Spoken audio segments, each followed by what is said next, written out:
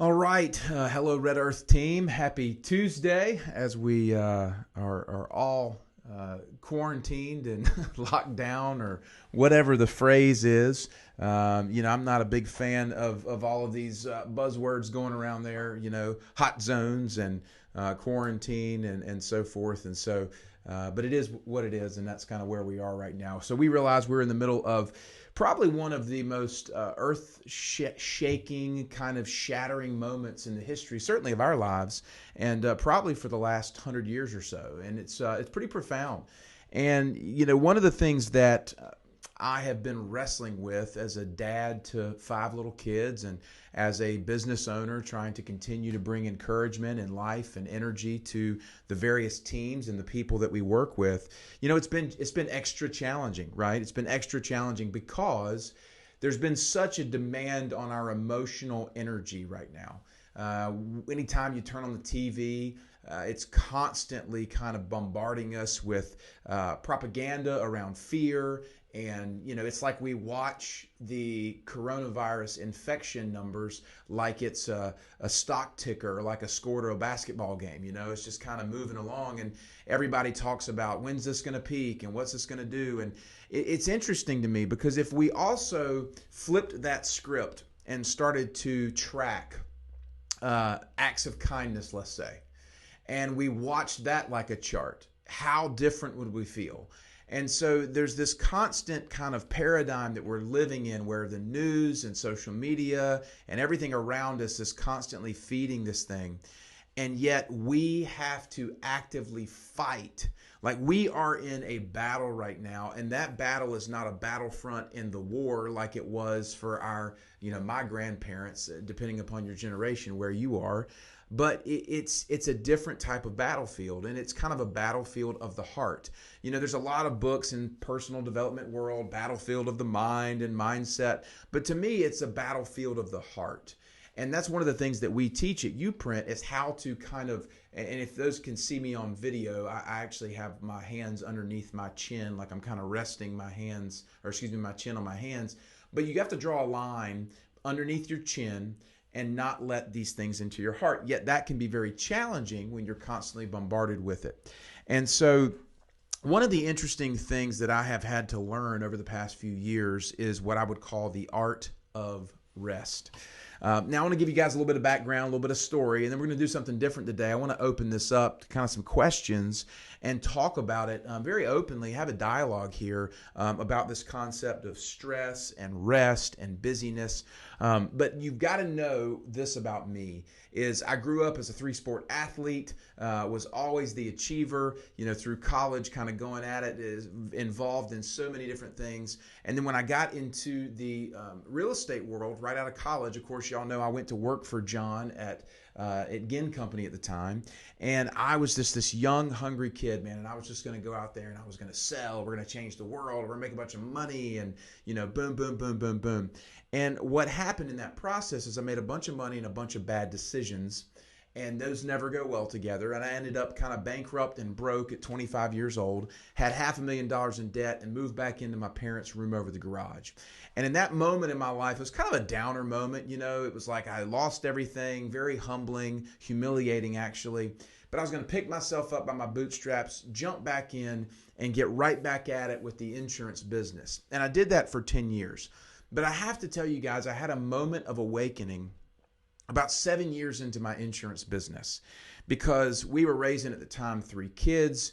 I had about 1,000 clients, 1,000 families. The phone was constantly off the hook. My email was connected to my phone. Things were just popping off. And it was a really stressful and crazy time. And I remember that my energy level was always being replenished because I was naturally a go-getter. I was naturally an achiever. But I was not taking care of kind of the inner work of my heart. I was just living at a furious pace. And all of that stuff kind of came to a grinding halt when I realized how off my own priorities were and how off my own perspective was with how I kind of tackled my daily life. And so I began to make a couple of personal changes and a personal switch, if you will. And yet I was ridiculed by my bosses. I mean, my bosses were picking on me essentially because I was living a very, you're very centered, you're very spiritual. There are all these different words, almost chastising me for this new way of life that I was kind of stepping into here. And it's interesting, and this is, I think, the first thing that I want to share with you guys today, is when you choose to live differently, people who don't understand it and people who, quite frankly, are jealous of it are going to throw rocks at you. So when you start to awaken those who may not be awakened or enlightened is kind of a catchy word. They're not going to understand it. And you're going to get ridiculed for it. But yet I can tell you on the back end it is such a more peaceful, centered way of living.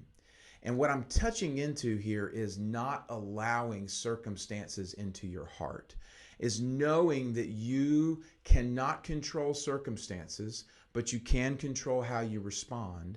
And so keeping these circumstances kind of at arm's length out of your heart, and then always having the freedom to choose how you respond to them.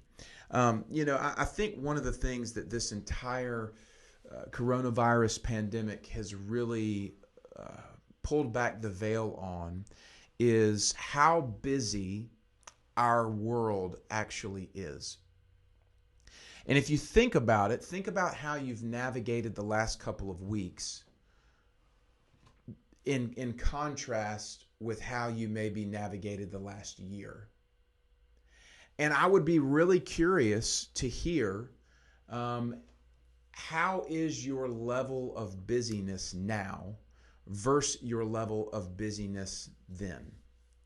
And so we'll open up in a minute and talk about that. But that's kind of the first thing you guys can be thinking about while I continue to share some stuff is how is your current level of busyness versus maybe the way it was a year ago. And I think what you might find is one of two things. Number one is you're a whole lot less busy now. Meaning you don't have to take the kids to this function on this night, or you don't have to go to this meeting, or you don't have to go here, you don't have to go there. The demands on your physical person as far as having to be at a bunch of places is not necessarily there. And that's a reality for a lot of us because we're on shutdown. So you clearly are not as busy as you were a year ago with a schedule full of all these different places you had to be, things you had to do, things you had to go. Now with that, I think you'll find that you either don't have these things, yet you're still tired, yet you're still stressed, yet you're still exhausted. And so what I'm trying to tap into here is if we've blamed our busy schedules for years as the reason why we haven't had peace or rest or whatever. Now we basically had our schedules completely upside down.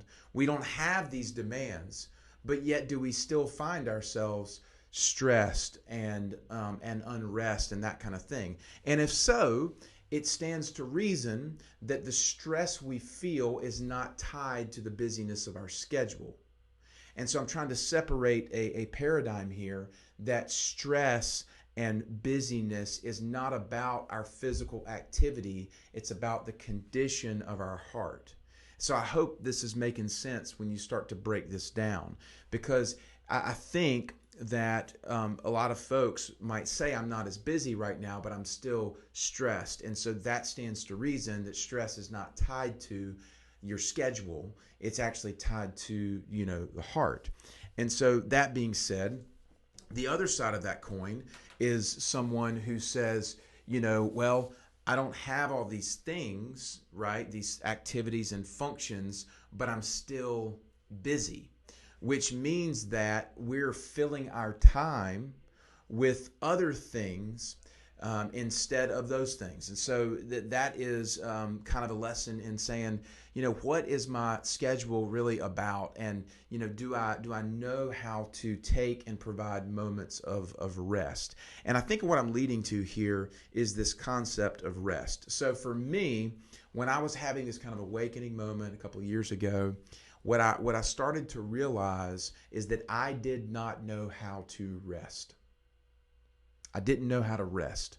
I was constantly going and doing, and even when I wasn't going and doing, my mind was still racing about the going and doing and thinking about the next thing. And so rest is a word that is very unpopular in American culture because we attach it to laziness. But I don't think rest is any way related to laziness. They're two separate things. Laziness is kind of the cartoon version of rest for those who are just kind of like staying busy. Instead, I want to give rest today as this definition. Rest is the absence of stress. It's not the absence of action. It's the absence of stress. Now, stress, by definition, what we just talked about, is not about how busy you are. It's about choosing to allow things to get into your heart. And so when you can understand, and kind of where I'm leading to on this, is that rest is a heart issue, not a calendar issue, right? It's about the condition of the heart as it is attached to stress and how we choose to engage our circumstances from a heart level. And so when we have a moment, I think it's important during this time to begin to ask ourselves some challenging questions about the condition of our heart as it relates to external circumstances, because our peace and our rest is going to be specifically contingent upon what we allow into our heart or not. For example, I have 5 kids right now, and I'll have 5 kids tomorrow. But 2 of our sons suffer from asthma. We have identical twin boys that are 8 years old, and they suffer from asthma. Now, if I allow this current coronavirus situation into my heart, I start panicking and becoming fearful about my sons getting this virus. And so I hyper focus on this fear, paranoia, instead of not allowing it into my heart and saying, okay, I'm aware that the boys have asthma. And so what we're going to do is take certain measures to be extra cautious during this time. The kids aren't going with dad to the grocery. When dad goes to the grocery, he's making sure he washes his hands or whatever. But then I release the outcome because it is beyond my control at that point. And I think one of the things that this whole environment has brought up is actually how little control we have. Control to me is a facade that we create because we want to believe that we can actually control an environment, when in reality this has shown us that we actually cannot control an environment. We can be prudent and we can take action, but once we do that, we have to let go of kind of the outcome, knowing that there's many things that are beyond our control.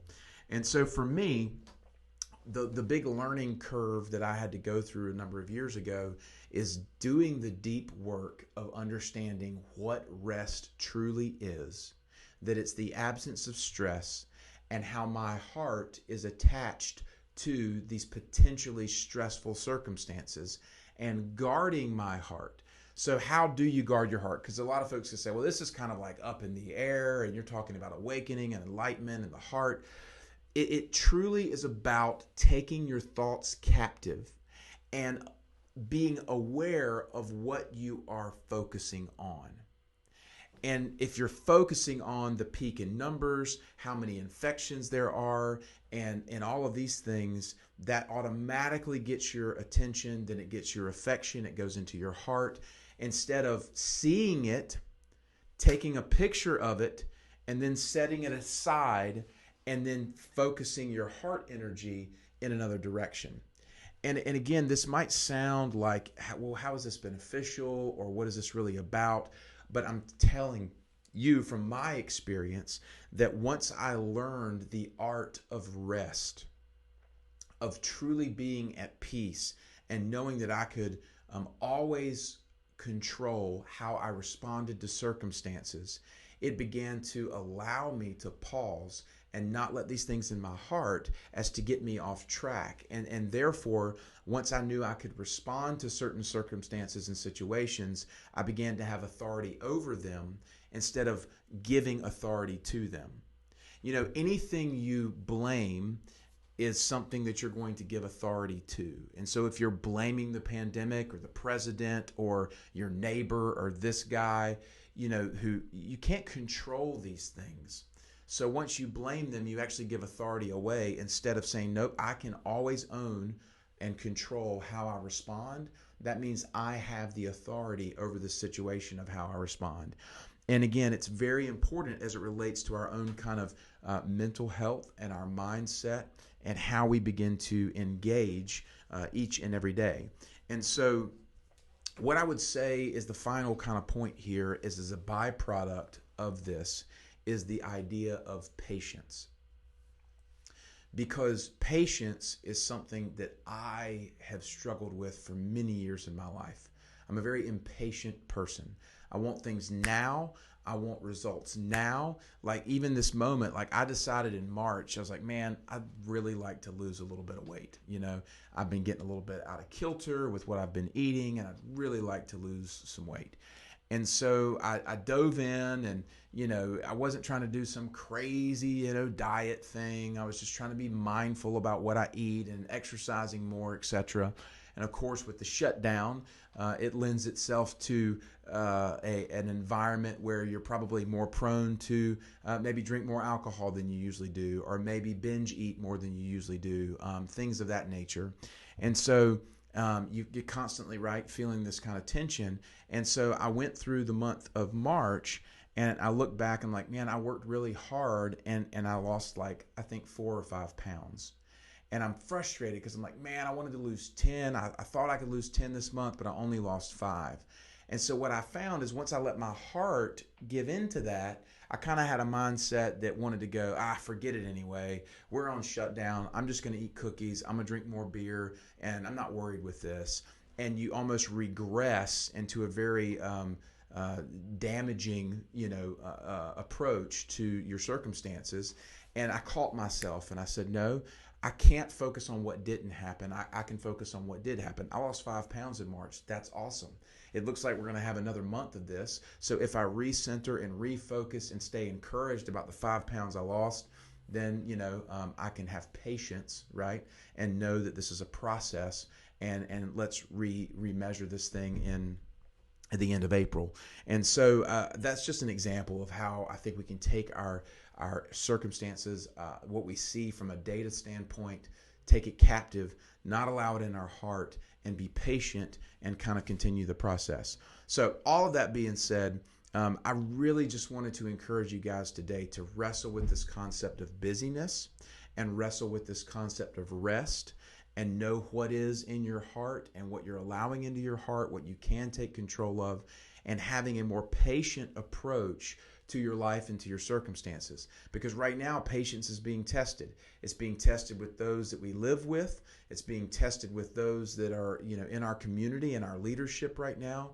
And so we have to have a constant posture of our heart that doesn't let this stuff in, because then it begins to take control over us, dictate us, and we become a pawn to it. So anyway, that's kind of just right from the gut of what I'm going through right now, what I am wrestling with in my own life. And with that being said, I want to open the call up because I want to ask you guys the question is, how are you finding your schedules right now? Are you more busy or are you less busy? So if you guys want to take turns and kind of respond to that, I'd love to hear where you are with it. This is Jen. I think I'm probably the same amount busy, but I'm more at peace um, because I am able to give the time to my family and to my literal house. that it needs. So when I am not working, I'm not looking at everything around the house that has to be done still because I'm here and I can do it while I'm working. Mm-hmm. Um, so I guess I'm just more at peace. I'm not as stressed because I don't watch the news 24 hours a day.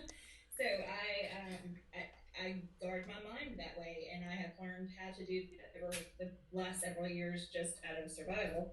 But I encourage people to check in on the numbers once a day or something, and then just forget about it because all you can do is stay home and take care of your family and take care of your job and plan. There's nothing we can do about the numbers in the world except stay home. Absolutely, Jen. Thanks for sharing there. What about everybody else? Jen said she was about the same amount of busyness, but she found a great more deal of peace during this time. Anybody else want to share? I'm a little opposite, to be honest, because I'm kind of like you. I think Matt, just coming from an athletic background, my kids being in sports, that brings a lot of joy to be able to go to their games and to see them play. Not being able to do that. And so, with not having a model home and having a lot less traffic, I kind of feel like I'm bored. I'm kind of in that there's only so many phone calls I feel like I can make in a day, that I can give energy to. But I think the one thing that I do try to control, because I'm a control freak and I will admit that, but is I have actually maintained being able to work out, and that's kind of like my go-to. Mm, So that's probably where I release the most amount of stress. Is just working out every day. yeah. Well, Julianne, thank you so much for being honest there to share. So less busy and quite frankly a little bit bored. Tracy. Hey Tracy, what's up? Go ahead. No, that was me. Oh, I'm sorry. That was Tracy, not Julianne. My apologies, Tracy. Um, Thank you, Tracy, then for sharing that. Anybody else? Anybody else want to share? Well, I know I'm probably more busy because the kids can't be in school or daycare, so we're having to homeschool, and with the other half um, almost losing his job, I'm just kind of having to step up a little bit more. Yeah. Yeah, Um, and that's certainly understandable when you've got kids at home and you're having to do the homeschool thing. It definitely does change the dynamic. Anybody else care to share that's on the call just about kind of where you are, how you're navigating it, anything like that? Hi, it's Christine. So, I was watching the news a lot, maybe about a week ago. I sort of tapered down, and I'm just instinctively, I think, just trying to check in and see those numbers or whatever once a day because it was really affecting me, and I think I let it into my heart, and I felt so stressed, and that stress, when I get stressed, I sleep, Mm, and I was just, not able to wake up even till 9:30, 10 in the morning, just exhausted. And it was just, I realized, after hearing you speak as well, that's what was happening. I was just letting it into my heart. And so, and I'm thinking, meditation, there's different ways to get around that and bring peace. But I did exercise this morning, and I realized that's super important for me too. yeah, I actually rode the bike, in a beautiful path in Norway. It was awesome. It's like a Nordic track thing I have. technology is So I'm beautiful. realizing, that will really help, and it kind of centers me for the day if I can do that early. And then I feel more energized. I know Jen challenged us yesterday to make 20 phone calls today, so that's still ahead of me. But I because I exercised, and I'm trying to take to heart not to let all those things into my heart at a certain level. I think it'll really help me. So Yeah, that was Christine, right? yeah. Yeah, Christine, thanks for sharing. Awesome. Anybody else? That was Christine speaking, but I want to correct you. That was actually Rosalie who challenged the two of us. Rosalie challenged myself and Christine to make 20 calls. So, Oh, Rosalie, I am sorry. I am sorry. yeah, so pretty Jen. cool that she's challenging us. Yeah, pretty cool. Rosalie. Well, I'm gonna do it. Okay. That's that's awesome. Anybody else want to share anything, and we'll wrap up. Yeah, it's working okay for us. We're still able to come to the office and we're doing that. I think that's keeping a little sanity. Um, it's kind of been nice for Tracy and I think in some way because when we're one of us at the model and one of us at the office, we don't always get to connect quite as much with all the little things that we need to share with each other. And I think her and I have had an opportunity to catch up on quite a bit, as well as learn a few things from each other that would be beneficial for us from here on out. So it's been good. It's just, but it definitely has been hectic and busy for me. Yeah. Well, and thank you all for sharing. Like I said, I just wanted to hear my intent in all of this is to make sure that I'm a people person. I just love people. I care about people so much. It bothers me tremendously when I see people suffering and struggling and challenged. But I know that those moments can make them better. They can expand the opportunity. It is a grain of sand that gets into an oyster that actually creates a pearl, because that grain of sand irritates the pearl, or excuse me, irritates the oyster. So the oyster coats it with layers upon layers upon layers of this gel that hardens into this beautiful pearl. And so right now, these moments and opportunities in our lives are little grains of sand that we can choose to just get irritated, frustrated at, and just mad and, just depressed and all this kind of stuff. Or we can just coat it with grace, with love, with compassion, with peace, with rest. And what you'll have in the end is a beautiful pearl that is a testimony of what was once a grain of sand in your life. And so a really powerful mindset on how we can do this with letting it into the heart. The last thing I will say is this, is despair, right? This idea of despair. Despair it takes on its various forms, but let's not be ignorant to, say that it's not there, right? Because despair right now wants to set it, but hear me out with this. Instead of treating despair just like something you have to live with, think of it this way.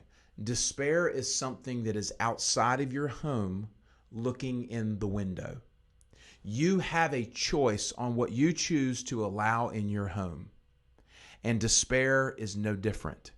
Treat despair as if it is something that is looking in the window of your home and not something that you let inside. If you don't let it inside, if you keep the door locked and you begin to ignore it, then it'll go blue in the face because it'll be suffocated. You see, once you stare at it and focus on it and let it in the house is when despair begins to have power over you. And so it's not to recognize, hey, I'm having a tough day. I need to shift my perspective, listen to some music, go for an exercise or whatever, but not constantly focusing on it and letting it in your house is the difference. And so if you truly begin to personify these ideas of stress and anger and the negative emotions, I'm not saying don't recognize that they're there, but you have a choice on what is coming inside your home, i.e. inside your heart. And so continue to battle and continue to fight and know that right now is that moment where we will grind this out and it'll become a pearl. Or we can let it be the grain of sand that we don't respond to properly. We let it in and it just can then begin to kind of wreck shop. So I hope today has been very practical for us, but very honest about really being okay with discussing like how our mind is and how our hearts are toward this situation. That's why I wanted to do it a little bit differently and let you guys speak and hear where you are. I'm here if anyone needs anything or wants to talk one-to-one, but I'm here with you guys, fighting for your hearts, not letting stuff in so that you can maintain your level of peace, your level of rest, your level of joy, your level of excitement, because this will pass. I promise you, this too shall pass.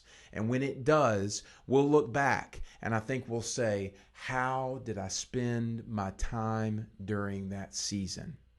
And the only thing you can do is choose right now how you're going to do that. And therefore, you'll be able to look back on it in victory rather than with regret. So thank you all for today's call, for being here. I'm with you guys in any way possible. Feel free to reach out and we'll talk to you all very soon.